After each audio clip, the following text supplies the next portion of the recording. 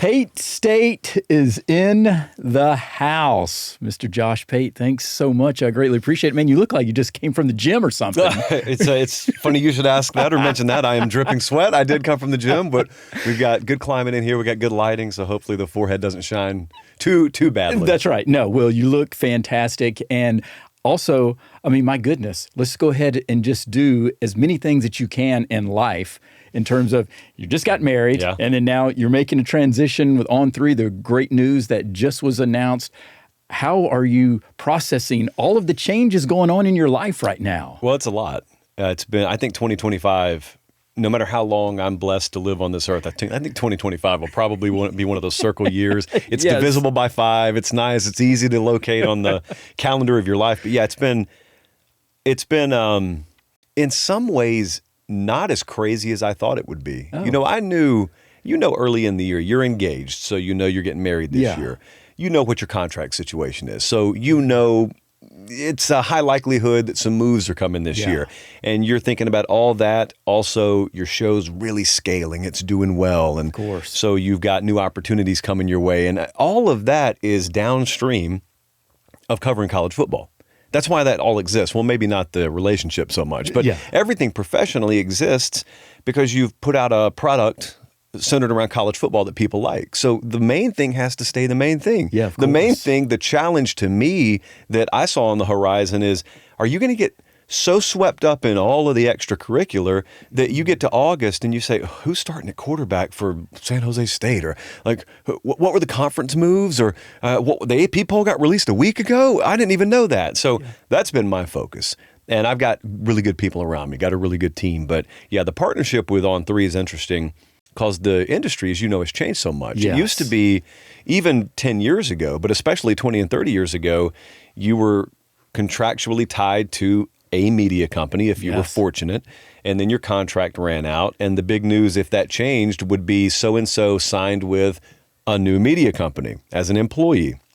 And these days, if you are fortunate enough to own your assets and you own your show and you own your IP and you own your name and all that good stuff, it's not that way. It's partnerships. That's right. It's sort of taking on investors. And Shannon Terry was the guy in this industry who gave me my first break. Shannon Terry in 2020 was with CBS at 24/7 Sports and called me cold one day when I was down in Columbus, Georgia, just doing YouTube, doing podcasting, and said, hey, what you're doing, we don't even have. Like, would you be willing to come to Nashville? Would you like to do that for CBS? And I said, yeah. And got there, and then professional change happened, and he went elsewhere, and he started On3. But we never stopped communicating.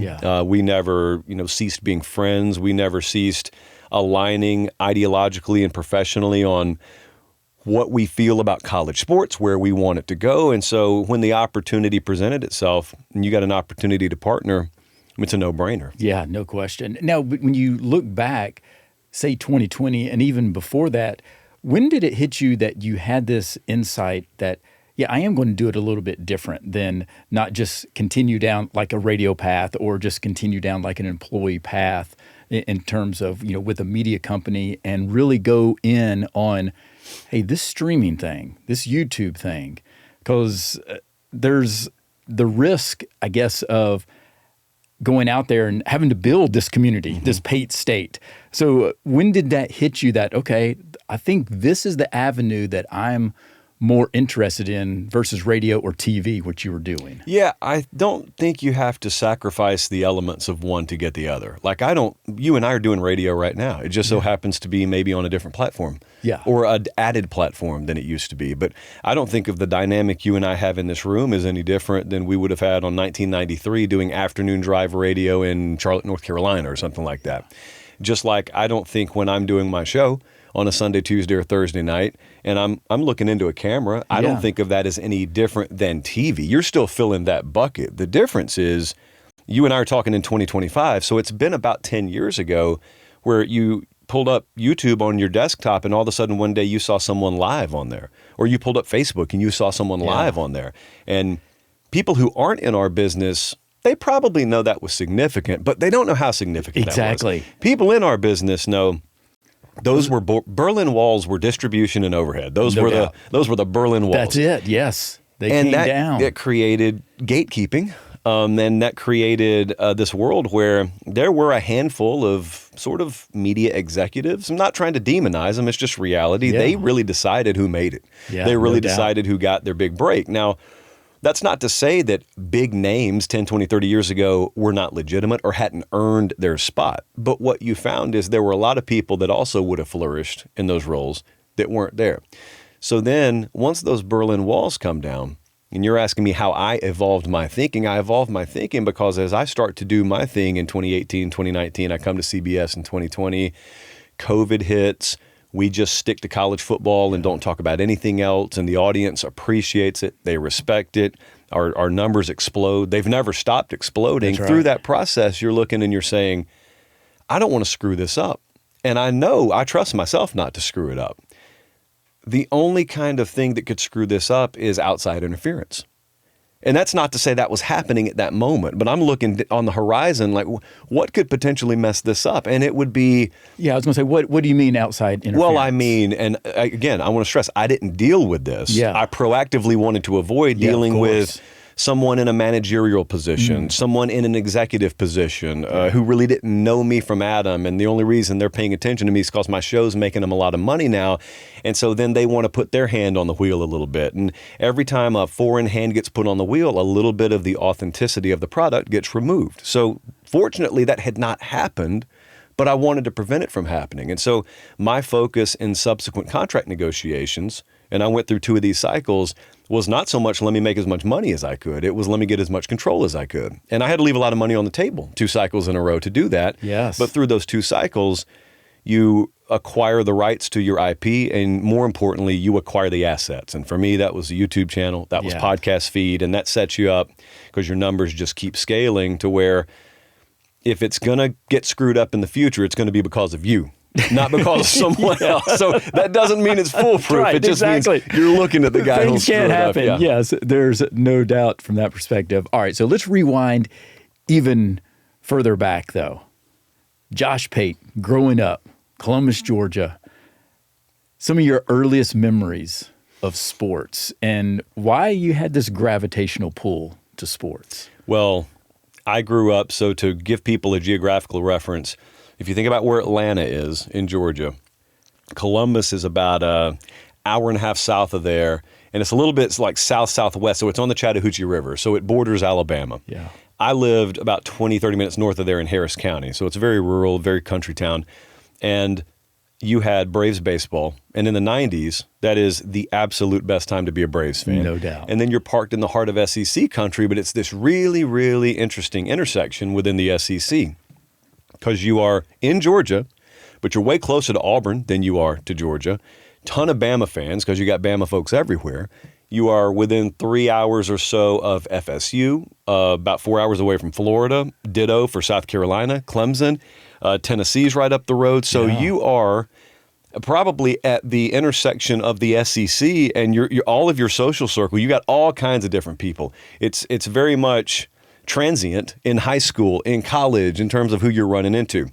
So you're just bathed in it. I don't know how you could have avoided it. Like you asked, where did that love of sports come from? I would look at it and say, do I even remember any of my friends who didn't love sports? And I don't remember any of them.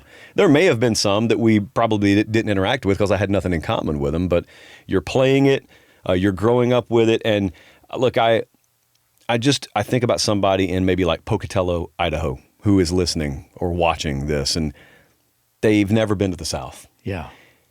It's really a fun thing to try and explain to someone who is foreign to the South what growing up in the South, like the quintessential Southern experience growing up is like. It's a lot of cuisine, but it's also how much sports and sporting culture is woven into the fabric of your everyday life. No doubt.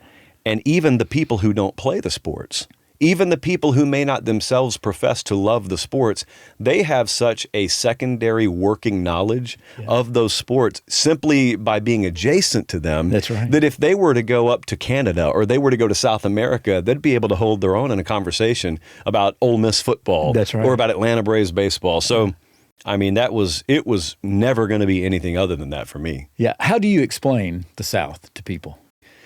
Whew, man.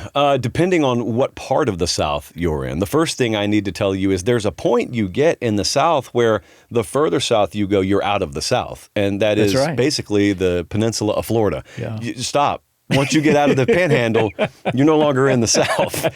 But it's very much a melting pot in some ways. I think in my time growing up, the South got horrifically mislabeled as being non-inclusive. I mean, I just know that those labels were born from an era before I was born. That's right. And they lasted because the thing about labels is they're tough to peel off. They It's not to sit there and tell you that there weren't many towns in the South that didn't have their issues. It's not to say they still have their issues today, just like anywhere in the world. But I look at where I grew up. I look at who was in my social circle. I look at the attitude towards each other. And had we not had internet, had we not had television to tell us that things were so terrible in the South and so divided in the South, we never would have known. Yeah. Because we looked at the way we interacted with each other every day and said, well, we hate who? That's interesting. Okay, well, we're going to go hang out for the day and we'll see you later. Exactly, because the community was different. Totally different and totally a community. Yes, like totally the word community, I would say that is very, very much baked into the fabric of Southern life, at least where I grew up. And I'm growing up in rural Georgia, so I would imagine my upbringing is very much in line with what you would have gotten in Mississippi, South Carolina, Alabama, et cetera. And how early on did you feel that community that you're talking about, but the community of college football, and how people, and you talking about community and being able to gravitate towards something, college football in the South, I mean, that is it. Faith in college football. I mean, those are the two things that every conversation revolves around. Every family reunion, those are going to be like the two pillars. Yeah. Maybe politics bleeds in every 4 years, but largely it's faith and it's football. And so both of those were pillars of my life too. I could have tied a hammock to those two posts, and that was basically just what I did and who I was. But, you know, it's really, really funny because a lot of times you grow up in a household that is solidly Alabama, solidly Florida, LSU. I didn't grow up like that. I grew up in a household where neither of my parents went to one of those major universities. My grandpa had, but, you know, mom, dad really didn't. And I wasn't baptized solely into the ideology of one fan base. Yes. And so there were various points of my life where I would have called myself a fan of different teams. Now, that made me somewhat of an outsider. I mean, it made me somewhat of a weirdo in conversation. But what I did not realize, because you have to have loyalty somewhere. Oh well, yes, but then I didn't realize way down the line that's going to serve me so well, because you're going to get into a world where they expect you to be unbiased and they're going to want you not to show favoritism, and that is really tough to do because 99% of people who love college football grew up rooting for one specific team. No doubt.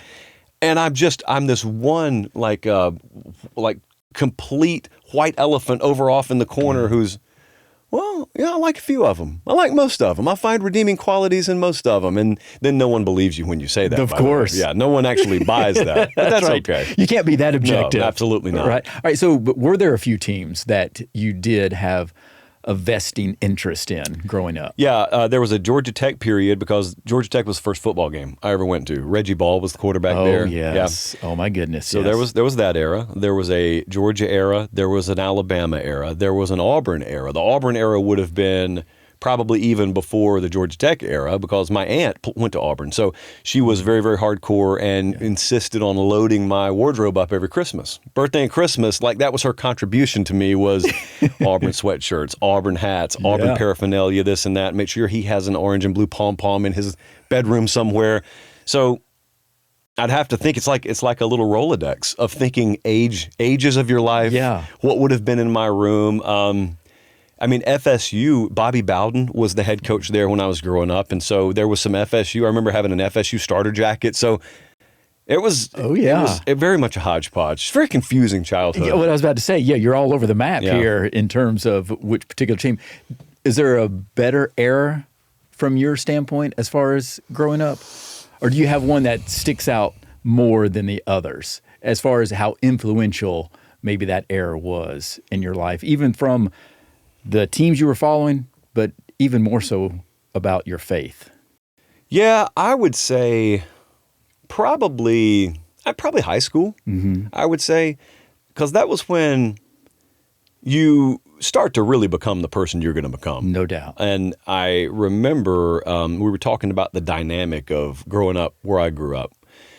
And I remember we would watch, movies about high school. There were a ton of high school movies in the late 90s, early 2000s. Yes. This would have been early 2000s. But, you look at the stereotypical high school scene. And so you've got the jock scene, you've got the nerd scene, you got the goth kids, you got, you all got all the buckets outcast, yes. And that existed a little bit. But I also remember thinking to myself, the peer pressure that I observe in these movies to belong strictly to one of these groups, I don't really feel that. And so I just kind of floated. And I was, we were athletes at our high school. Yeah. And so, of course you hang out with other athletes, but I remember I hung out with a kid who works over at Apple now. And I remember thinking to myself, even in high school, this kid right here, every one of you are going to call him boss one day. Like every one of you are going to call him sir one day. How do you not realize this? That's right, yes. You might want to head over there a couple of times a week in the lunchroom.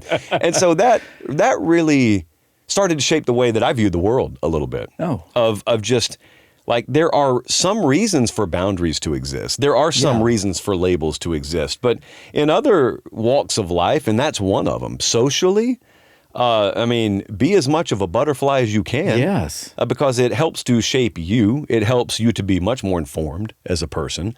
Don't have to agree with everyone, but at least know their perspective, know their point of view, know how to shut up and listen. Yeah. That's another good skill that you learn the more that you interact with more people. So I would say, among other things, that period, you're talking about middle school, high school, a little bit into college, so your mid-teens, late teens, I would circle that era. Yeah, and you talk about, having different touch points with the different groups of kids in high school, et cetera. Did somebody model that for you, or is that just something that was somewhat, innate that, and I wouldn't say you're a chameleon, but you were able to, mold into different groups at various times? Is that something that you learned, or just something that just part of your DNA? I was always I was taught that in my home. Okay. But I wasn't taught to be a chameleon. I was taught, and then I observed, if you'll just be yourself. Yes, and that's what. Chameleon sounds negative, and I don't mean to say it that way. Well, yeah, but I think a lot that try. You think it's fake? Well, they are fake. Yes, when you're doing that, you are fake. Yes. I think of guys I grew up with that I don't really speak too much anymore that exhibited those characteristics. I never respected it. Yeah, exactly. Because I know you because I hang out with you every day, but I'm watching the way you interact over there versus the way you act and interact over here. And those are two different people. You don't have to be a chameleon. That's right. If you'll be yourself, you'll find that people are a lot more accepting than you ever expect they'll be. But what I was taught in my home was to respect everybody. Yeah. And you just have a baseline respect and a baseline willingness to expose yourself to new things, expose yourself to new people. Now, at the same time, my parents, it's very interesting. I grew up in a faith-based household, but I also grew up with parents who were not strict at all. Mm-hmm. Now, they were very, very adamant in their faith and their beliefs. And a lot of times when you see kids come from that upbringing, they really, really rebel in their late teens, early 20s, because they've basically felt like they've been in prison for their childhood. That's right. And then they get out and they go crazy. And I credit my parents. I didn't realize it at the time, but I credit my parents a lot for not creating that environment.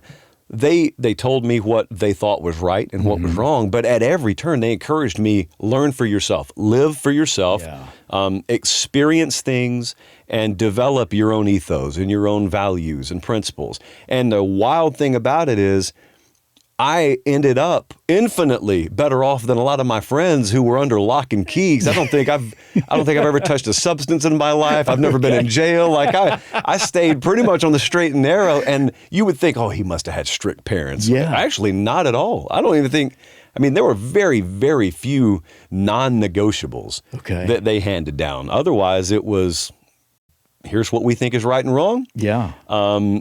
You decide for yourself what you think is right and wrong. Yeah, and I think there's some value to that you're not feeling that constriction of all of these rules and guardrails, and it's okay to have guardrails Yeah. in place, but it's how you communicate those guardrails. And also, I think, going back to the chameleon thing, is I think what I can see is that you understand being empathetic to other people's point of view, Sure. and being able to, still be yourself and understand their point of view also. That is a really good point, and that triggers something else that I remember starting to observe in middle school, and that was how broken some homes were. No doubt. And I didn't Josh. think about that in elementary school. Of course. In fact, I probably made some of the cruelest jokes imaginable to my buddies because you just don't know any better. That's You're a right. kid. Yeah. But I remember, I'm thinking of a couple of kids specifically whose names wouldn't matter, but I'm thinking of a couple of kids specifically once you become aware of what their home life is like, Yeah. if you got a conscious about yourself, you realize what you're getting from them, the person they are, what you're interacting with is a byproduct of a lot more than just, they were born that way. Yeah. And once you realize that, right. you become a lot more observant to the ways of the world around you and not just the what, but the why. And that's probably around the time, middle school, high school, where why became a lot more important word to me. Yes, no doubt. When did you start having conversations within yourself, asking yourself, what do I want to do with my life? Very early on, but how long was it before I started getting any answer on that? Yes. Years and years and years and years and years. Okay. So I am a believer. Are you still asking that? Well, not so much anymore. I at least know what I want to do. Yeah. So that's a plus. But I speak about this all the time. Anytime I speak to college classes, I spoke at a symposium 2 days ago. I always ask the same question because it got asked of me one time. And the question, because I said I wanted to get in the media business. Yeah. And someone asked me, well, why would anyone care what you have to say? And if you're just listening to this, that kind of that's a record scratch. That's no wow, doubt. That sounds like a really mean person who said that. It wasn't a mean person at all. It was someone giving the best feedback they could give someone in my shoes in the form of a question. And that is, well, you're claiming you want to get in not just the media business, but the opinion-based sector of the media business. Right. By default, to succeed there, people have to care what you have to say. So the question you ask anyone who wants to get in that line of work is, why would anyone care what you have to say? Well, I couldn't answer that question. Number one, because it took me by surprise. But number two, even if I took an hour to think about it, I could have BS'd you, but I didn't have a real answer because I didn't know who I really was. I could not have told you a lot of things past the information on my driver's license. Hair color, eye color, height, weight, I knew all that, but I didn't know where my talent overlapped with my passion because I'd never taken any time to sort of assess myself and to learn and get to know myself. It is a critical missed step of growth that I think is just like an epidemic in society in general. And if you grow up dirt poor, sometimes you can overcompensate that, because if you grow up dirt poor, but you have a certain talent, a lot of times it's athletic talent. Yes. You may be a good singer, whatever. That is your only way out. That's right.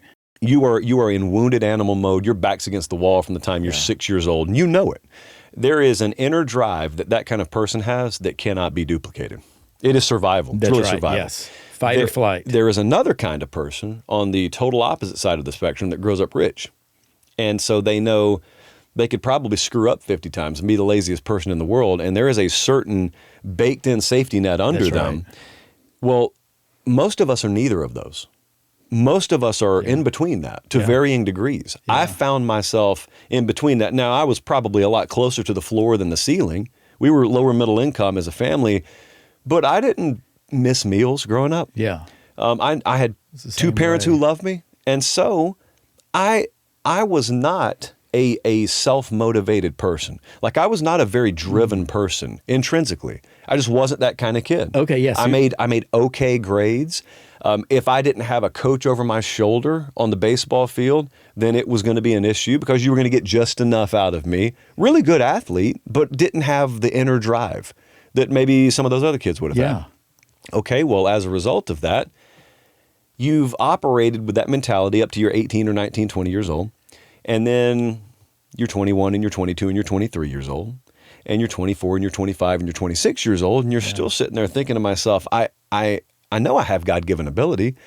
And there's all this opportunity out there. But it's almost like you got air traffic control going on in your head, and you never just clear the mechanism, have complete silence, Yes. and spend about a month or a year just defining your values, defining your talent and your passion and where it overlaps. I keep saying that because that's where your career should be. That's right. And I finally, just a kind of a confluence of events in my late 20s, that's really when it started to click for me. And when was that? Well, it's a combination of things. It's college professors looking out for you and staying on your tail. Get back in school, finish your degree. Yeah. They see more in you than you see in yourself at that Yeah. point. Saban had just been hired at Alabama, came to Columbus in 2008, so his second year at Alabama, gave a speech, cost $45 to get in. I borrowed the money. I went and listened to him, and he talked about process-oriented thinking. Talked about the things that you heard him say a million times at Alabama. But it clicked with me. It was the first time I ever heard anyone say those words and made it click with me. And thirdly, I was working in a fabric warehouse at the time for an older guy who had made just millions upon millions of dollars in his career. He was towards the end of his life. He had terminal cancer at the time, and came back in the warehouse one day. He's just talking to me. He had taken a liking to me, and he just shot so straight.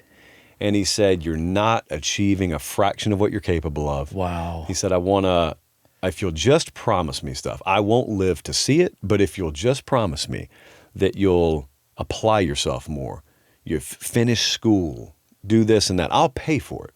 I'm not going to be able to spend it anyway. I'll pay for it. And so I promised him that. These things are all kind of happening over the span of a 6-month period. And, that was a turning point in my life. Yeah, had to be. It didn't mean success happened overnight. Of course. But that is the turning point in my life, because from that point on, you talk about all the characteristics I lacked. Hard work was never an issue for me again. I'd outwork anyone and had no problem doing it. So I didn't also have problems with a lack of immediate return, because I had become so focused on process over prize, and I'd become focused on knowing that if we're doing the right way, the right things will eventually happen. And so that late 2000s, early 2010s, like that period there was very transformative, but it took a long time. I graduated high school in 2004, so it took a long time. Yeah. It wasn't, that's why I'm speaking to college classes a lot. And I'll have a 20-year-old junior say, "I'm just lost. I've got no idea what I want to do." And I'm trying not to laugh in their face because it's disrespectful, but I'm like, I assume I'm speaking here. I assume you're attending this event because you in some way admire or look up to me. Yeah. You listen to my voice and you have some reverence for it, right? And they'll say, yeah. And I'll say, when I was 20 years old, I was a decade away from even remotely getting stuff figured out. Exactly. You haven't even begun to begin That's yet. right. Like, it's okay. It's okay. Take a breath. How often do you think about him? A lot. Yeah. A lot. Especially where you are now. Well, yeah, it's one of those classic, you wish you could just have 5 minutes with someone to show them, to thank them first off, and then to show that because of time you took, because of effort you made, because of investment you made, I want to show you what happened. Yeah. Now, what about though the balance? And I know you're talking about you had the patience and wasn't caught up that it has to be quick and fast paced or whatever, as far as success, the climb. But isn't there also the challenge, to be able to see some fruits of your labor, that it is building? How did you process some of the things? And maybe there were some times where were you questioning, well, this is not going the way I had hoped? There were those times. So I don't want to pretend like there weren't. Yeah. But I got to tell you, it was such a big deal the first time I ever got paid to talk about sports. Yeah. You cannot understand, if you've never longed to be in this business, if you didn't grow up loving it, that for 99.9% of people who grow up loving it, it'll only be a hobby for them. Yeah. At their best, it'll only be a hobby for them, and it'll only be something they do sort of in their free time. Then there's the group of people who do it for a hobby extended and indefinitely, but they're never going to get paid doing it. Yeah. That was me. Okay. When someone finally pays you, I don't care if it's $250 an hour. If someone's paying you to talk about sports, it's just the wildest thing. That's a big high. Yes. So I was making $12,000 a year as a contracted radio employee. Yeah. I was so happy doing that for a while. And then I got in local TV and started doing a local college football show. And at that point, I'm making $24 a year. And you hit it big time. well, it's really, honestly, I mean, it was, I kid you not, it was very big money to me. Yeah, of course. And Because you were getting paid for Yes. something that you absolutely Would do loved. anyway. The passion and the talent. Had I had a normal job, intersected. because I'd worked construction, I'd Yeah. worked fabric warehouse, I'd worked all the real manual labor jobs. That's right. I would have been doing that stuff for free in my free time. So to be paid for it and to not have to work construction anymore is just, it's the sweet spot. Yeah, of course. And then you elevate, and then you're a news anchor, and then you're making $35,000 a year. In Columbus, Georgia, no less. I'm not living in Nashville, so in Columbus, Georgia. But then there comes that time where you want to pursue what you want to pursue. And this is late 20-teens. This is 2016, 2017. So this is when that digital media revolution is happening. That's right. And I'm seeing it. Okay. And I'm realizing someone's about to corner the market on the college football portion of this new frontier. And I want it to be me, but I can't do it right now because contractually the situation you're under is you can't be producing content independently that competes with what you're contracted to do. Of course. So I was in a situation where I did not have a lot of financial security. I had no guarantees on the other side of my contract, but I let my contract run out because I was forbidden to do anything until that happened. And I'm sitting there just as sure as I'm sitting with you right now on the last day of my contract. My general manager's in this chair, the news director's in that chair behind a desk, and they almost admitted we were kind of calling your bluff. Like, we know you said you weren't going to renew your deal, but we kind of thought you were. But it seems now you're really adamant you're not going to. Yeah. And I was never bluffing. I said, yeah, I'm not going to. And they wanted to know, well, what's your plan? Yeah. And I said, I'm going to start a college football YouTube channel. And they tried to be nice about it, but they were they were dismissive of it. They were humored by it. And these are linear TV guys. That's right. Yeah. And this is before the concept of making a lot of money on YouTube existed. Right. And so the first words out of my GM's mouth were, but what are you going to do for a living? You can't monetize that. What are you going to do for a living? And I said, I just think the industry is going to change. Okay. So they wanted to keep me there. So he says, what can we do? Well, let's just wipe the slate clean. What can we do? And so we came to an agreement that I would work 1099 as their news anchor. Okay. Which didn't make me an employee, which freed up a lot of the language in the contract. And so I was going to make far less money, ended up being about $27,000 a year. But in return, they were going to give me the studio 3 nights a week. Okay. To do whatever I wanted to. And that was I started my YouTube channel. Yeah. And I started immediately producing a 3-night-a-week sort of broadcast quality product instead of having to start it from scratch and learn all the tech and stuff like that. And it was an immediate success, almost an immediate success. Took about 2 years before, your Shannon Terrys and whatnot are noticing. And then you go to CBS and then it takes off and you're got more money than you know what to do with at that point. But in between that, you're getting evicted from your apartment. You're having some lonely hold on nights. a second. No, evicted from your apartment. Yeah, that's that whole period. When you're going from when you're in your late 20s and you're making $27,000 a year, you don't have enough to make ends meet. Yeah, and so. You make as many promises as you can with bill collectors and you kick the can as far down the road. And I got to tell you also, people who are in media know this, but if you're working in local news, you are working Christmas, Thanksgiving, and there are just some nights that I cannot accurately enough describe unless you've been there. But if you're not making any money during holidays, when you got to be on, and like if you're an NBC affiliate, they've got the Thanksgiving game. And so you're going to wait and do your local newscast even later that night. So you're driving home like 1:30, 2 o'clock in the morning, Christmas, same way. Yes. And the city's a ghost town. The building's a ghost town. Upstairs sales, they've been out the whole week. And you're just left with your thoughts. And at that point, there is no guarantee the call's ever going to come. That's right. And so you're not in your early 20s, you're in your late 20s, and everyone is in your ear telling you, you gotta probably think about moving on. This was nice and you tried. I'm very close to that cliff at that point.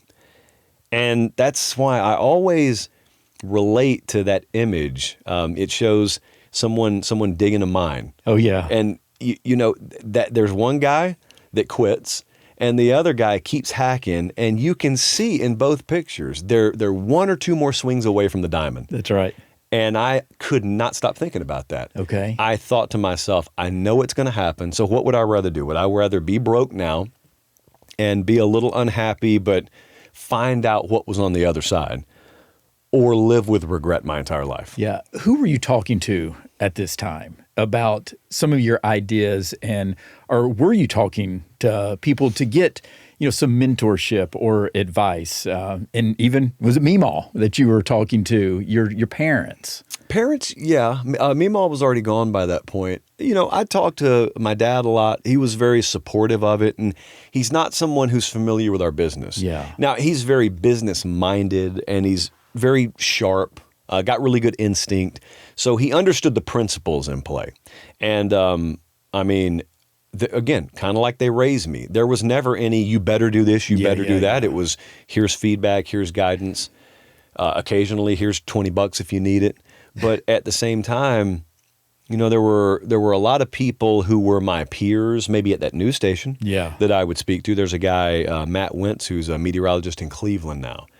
And, we both spent a lot of nights just kind of sitting alone in that studio, bring a ping pong table in there, move the news desk out of the way. But I can't tell you how many talks I had with that guy. And I'm more dead broke than him, but neither of us got a lot of money at that point. And I'm just so adamant, man, I know where this is going. I know, how does the industry not end up going this way? The audience patterns were undeniable. How does college football media not also go this way? I just don't know how long it's going to take. Am I going to have to do this for 2 or 3 years, or would I have to do it for 10 or 12 years before we ever started to see results? But you learn also in those times how many friends you really have, how big your support system really is, and it's never that big. Yeah, that's it's right. really never that big. It's much smaller than you think. As you and I are talking, we just announced a whole lot of partnerships, whole lot of deals, and you got thousands of people congratulating you. And I appreciate everything about that. Yeah, of course. But man, you got about 3 to 5 people probably in the tough times that are there for you, that you can rely on, and those are the ones that you remember. Those are the ones that when you cut through all the fog, those are the ones you remember. Yes, those are the ones that you can easily call up when you have those type of moments. All right, so all of this is happening, and you're starting this channel, and at the end of the day, the growth is not so much on the production. It's about content. Mm-hmm. And you were able to put out this content that people just gravitated towards. Did you have insight, or I should say, did you have thoughts in your mind, this is how I want to approach the things that I'm talking about with college football? Because it is a little bit more unique type of narratives that it seems that you lean on. Yeah, there were 3 sort of buckets I wanted to fill. The first is I wanted to strike a balance between a production quality that set us apart without a whole lot of bells and whistles. Yeah.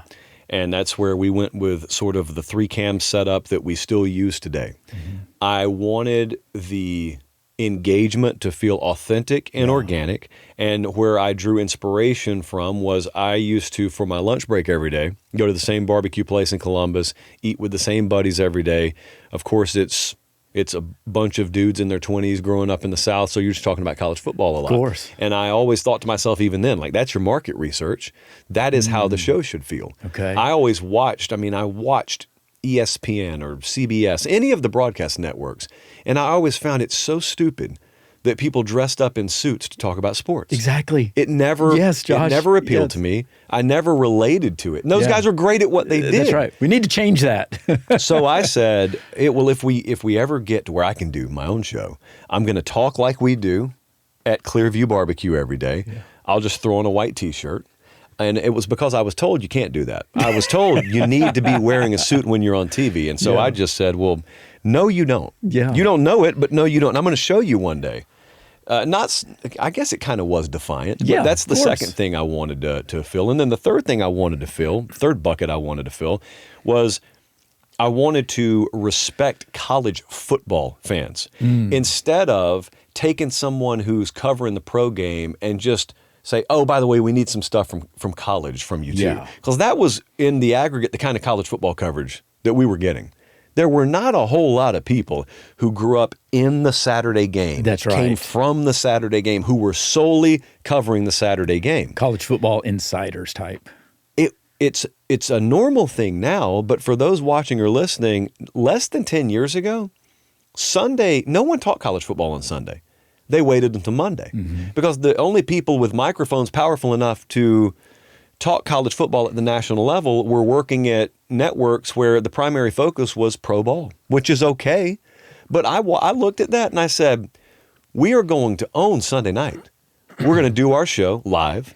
We're going to do it between the mid-afternoon NFL games and the primetime NFL game. And we are going to have our full college offering on Sunday. And then we'll do a show Tuesday, we'll do a show Thursday, but now everybody does reaction on Sunday. But it used to be taboo. It used to be, you got to give the NFL the full floor here. Can't touch the NFL. We can't do this. Well, I will give you one guess as to what our highest traffic show of the week is by 10 miles, and it is not Sunday, or it's not Tuesday or Thursday.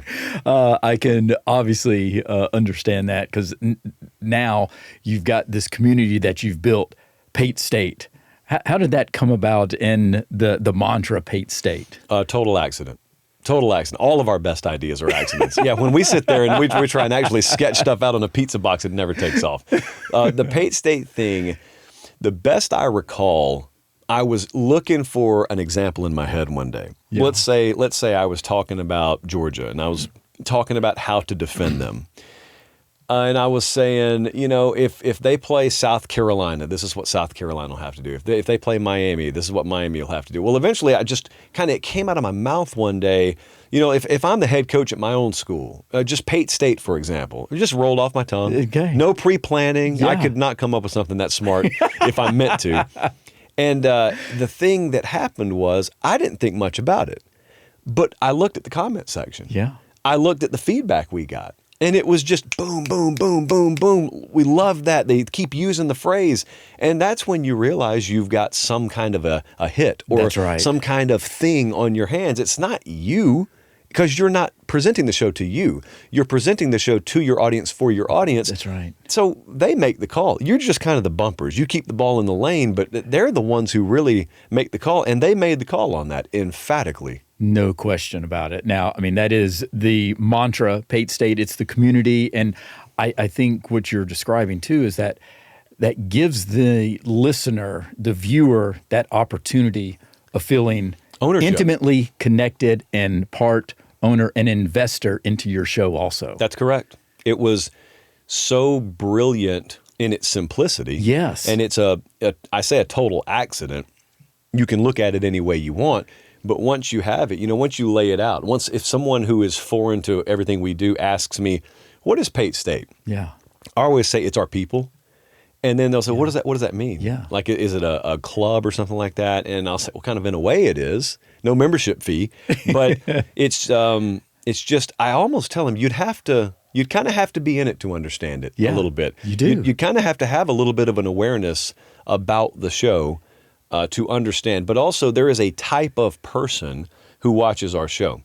And it is someone who sort of respects and appreciates the tradition, the pageantry, the intensity of college football. It's not always nice and neat. Sometimes it's rough around the edges, and that's okay. What matters about college football extends well beyond just the field on Saturday. And that's okay. You take it extremely seriously. Yeah. And that's okay. And the outside world may make fun of that.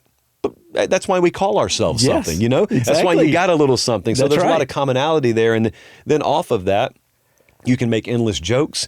You can create endless amounts of cool looking T-shirts. Exactly. But at the core, Pate State's it's your people. It is the people, no doubt. And I know I don't have a chalice or a chali here. We'll toast anyway. That's right. Yes, exactly. But there's that, again, it's going back to the community. And I know you don't do a whole lot of interviews on your show, and especially, with coaches, but I know you make the rounds to the media days and all of that. Has there ever been coaches that have reached out to you, though, in terms of, hey, I didn't like what you said, about that? Have you had any of those type of conversations? It happens, but it doesn't happen that way. Yeah. It happens very frequently. Coaches will reach out very frequently, but it'll be, I'll just give you an example. So Billy Napier last year, I don't even remember what it was about. I said something on the show about him or about Florida, whatnot. The way Nape will reach out will not be, hey, you idiot, you're wrong about this. Like, what's the matter with you? It's not like that at all. It's, hey, I heard what you said on your Tuesday show about this. Just an FYI, like, here's some added context I think you should know. And you listen to it, and then you say thank you. Yeah. And then if it warrants some apology, this didn't, but if it warrants an apology, you just correct yourself immediately. But otherwise, you take it and you use it to shape your opinion and the way you present things moving forward. And it happens all the time. Yeah. I mean, I would say a weekly basis, in almost a daily basis during the season, you're going to get feedback, not just from head coaches, but coordinators as well. Yeah. A lot of staffers watch the show. It's probably the most powerful engine that we have, aside from actual audience interaction. The feedback that we get from just the army of people in college football that watch the show or consume the show, and want to contribute to the show. Exactly. You first off, you're really able to shape your commentary in a strong way because of it, because you're getting direct feedback from the source. But also, what you realize is, wow, the community that you've built is not just folks working a 9-to-5 job. That's right. It's also people inside the bubble.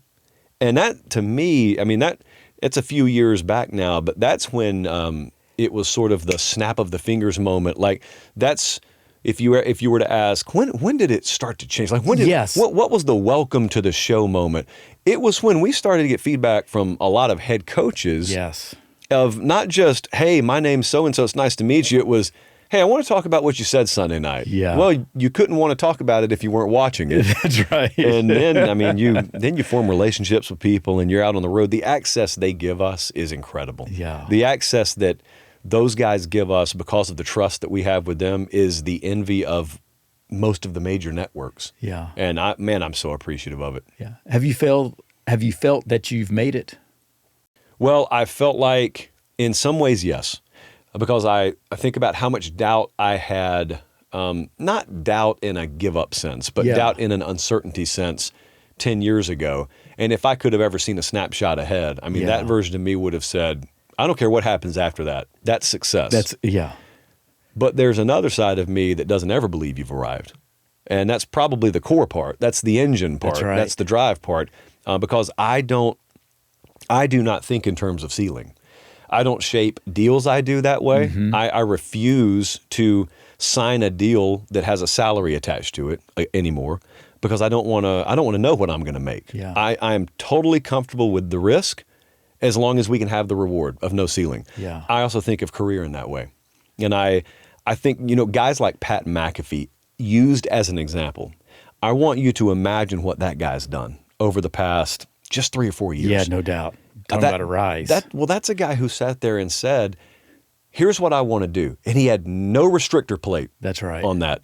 So what came out of his mouth, which was born from his heart and soul and his guts, and here's what I want to do, would have sounded insane. Yeah. In fact, watching it happen is still insane. No doubt. But the guy just had the audacity to chase it. That's right. He had the audacity to dream it with no limitation on it. And he had the audacity not to listen to people tell him what could and couldn't be done.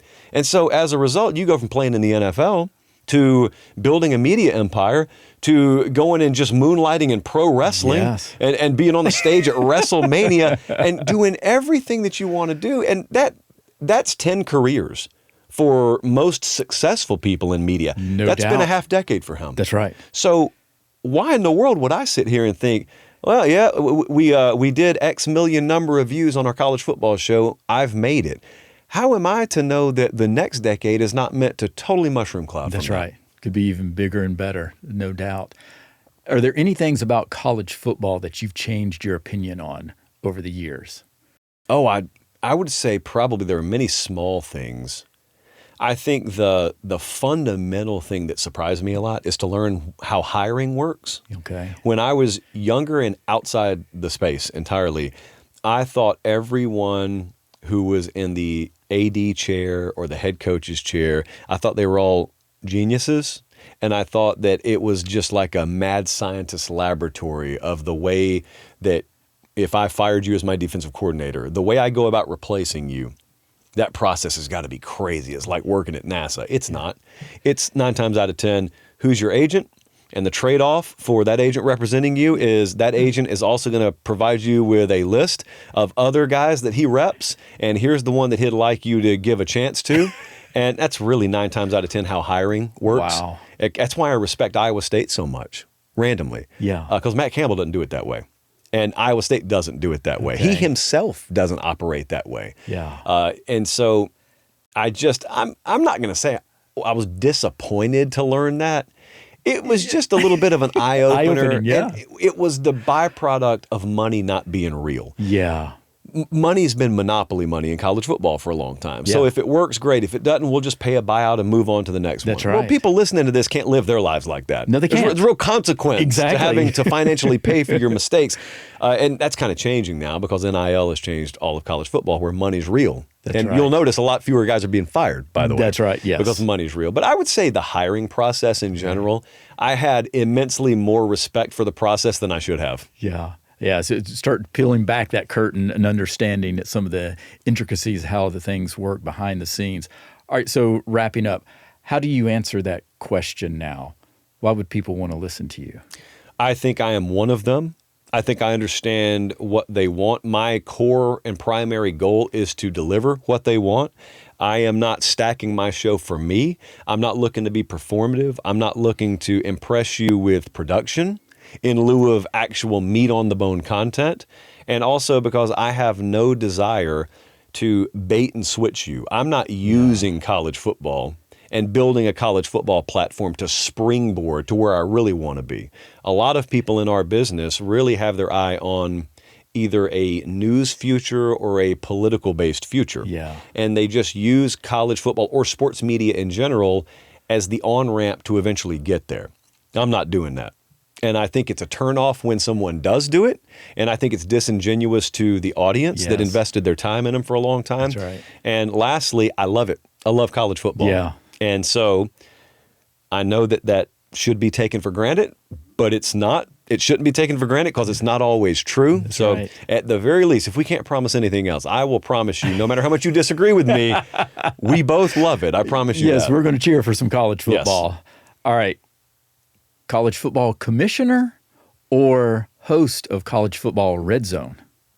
Which would you prefer? I think I'd go commissioner. Yeah. I could just hire myself at that point anyway. but that red zone concept, as you and I are talking, that's only just freshly in the Yes, news. That's right. And I saw that headline, and the first thing I thought was, oh, man, I'd love to be the host of the college red zone channel if it happened. But then I thought, maybe my favorite thing about my job is I get to choose the game I go to every week. No doubt. Well, you can't go to the game if you're in a red zone studio. that's and right. so, I mean, those red zone guys, like they are the center of the sport on Sunday. I get that. But do I really want to sacrifice being able to be in those environments? That's the best perk you could ever have. They could pay you $1 billion a year. There is no substitute for saying on Sunday, I think I'll go stand on the sideline of this game 6 days from now, and it just happens. There is no substitute for that. No doubt. So I think I'm going to go commissioner. Okay. What's one of the most memorable places you've been and experiences? Well, the Rose Bowl, been there many times now. The Cotton Bowl for OU Texas, been there many times now. I think also going to I think I've been to 3 of the last 4 Ohio State-Michigan games. And just being in those places that you've got to understand, again, if you grew up in very, very rural southern towns, you watch a game at Oregon, and it might as well be on the moon. Yeah. You're thinking to yourself, Oregon, that's half a world away. That's almost to Russia. I'll never be in Oregon in my life. And then you're there for the Ohio State game last week, and then you're in Tuscaloosa the next Yeah. week, and then you're in Ann Arbor the next week. So in some ways, the answer is every one of them. But to drill down specifically, OU Texas has become like my favorite rivalry game because I hate neutral sites except for that one. Yes. I love that one. The building's like 537 years old. I think they used to have gladiator fights there. It's so old. It's amazing. The Rose Bowl, I am so big on history and tradition and things looking the same now as they did in 1927. And that place has some of that. Yeah. So a kid from the South to be able to be on the field New Year's Day in Pasadena, that's pretty awesome. For sure. All right. Who knows more about college football, you or Savannah? It's a tough question. It's a tough question. I will say I could probably rattle off more trivia answers than her. Yeah. But if you worked at the head of recruiting and marketing for Nick Saban in Alabama and Hugh Freeze in Ole Miss and Les Miles in LSU, you've got a deeper catalog of stories than I'll ever hope to have. Because I just heard about the stuff. She lived the stuff. She lived them. All right. So she needs to have her own podcast and be able to tell some Don't encourage this. You have no idea Come on, Savannah, you have no idea how much it. damage you're potentially doing. Oh, yes. Josh, thank you, sir. One last thing, though. As commissioner, though, can you get rid of week 0? Let's just have week 1. Here it is, right here. And it's gone. It's gone. It's gone. Goodbye. All right. Awesome. Josh, thank you, sir. I appreciate it. Appreciate it, brother.